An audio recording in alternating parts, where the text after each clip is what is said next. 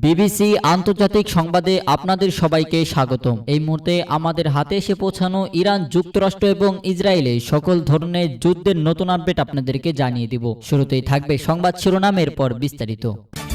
ট্রাম্পকে খুশি করতে ইরান প্রস্তাব লেখে না। আমি বলিনি ইরান যুদ্ধ শেষ হয়ে গেছে, বললেন ডোনাল্ড ট্রাম্প। চীন সফরে যাচ্ছেন ট্রাম্প, আলোচনায় যেসব বিষয়। দর্শক, এতক্ষণ শুনছিলেন সংবাদ শিরোনাম, এখন বিস্তারিত।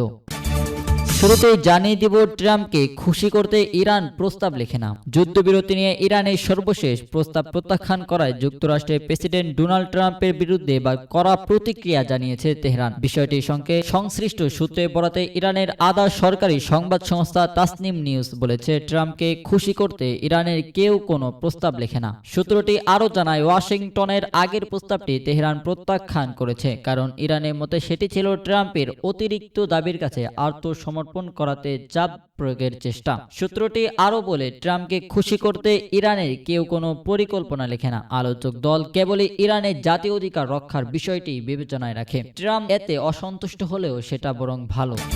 এরপরে আপনাদেরকে জানিয়ে দিব, আমি বলিনি ইরান যুদ্ধ শেষ হয়ে গেছে, বললেন ডোনাল্ড ট্রাম্প। মার্কিন প্রেসিডেন্ট ডোনাল্ড ট্রাম্প স্পষ্ট করে জানিয়েছেন, ইরানের বিরুদ্ধে যুদ্ধ শেষ হয়ে গেছে এমন মন্তব্য তিনি করেননি। রোববার 10 মে মার্কিন টেলিভিশন নেটওয়ার্কের এবিসিকে দেওয়া এক সাক্ষাৎকারে ট্রাম্প একথা বলেন। ইরানের সমৃদ্ধ ইউরেনিয়ামের মজুদ জব্দ করার বিষয়ে তিনি বলেন, আমরা কোনো এক সময় সেটি পেয়ে যাব, আমরা যা চাইব তাই হবে, এর উপরে আমাদের নজরদারি রয়েছে। ট্রাম্প বলেন, ইরানের উচ্চমাত্রায় সমৃদ্ধ ইউরেনিয়াম এখনও দেশটির পারমাণবিক স্থাপনার ধ্বংসস্তূপের নিচে থাকতে পারে, তবে সেটি নিয়ে উদ্বিগ্ন নয় যুক্তরাষ্ট্র।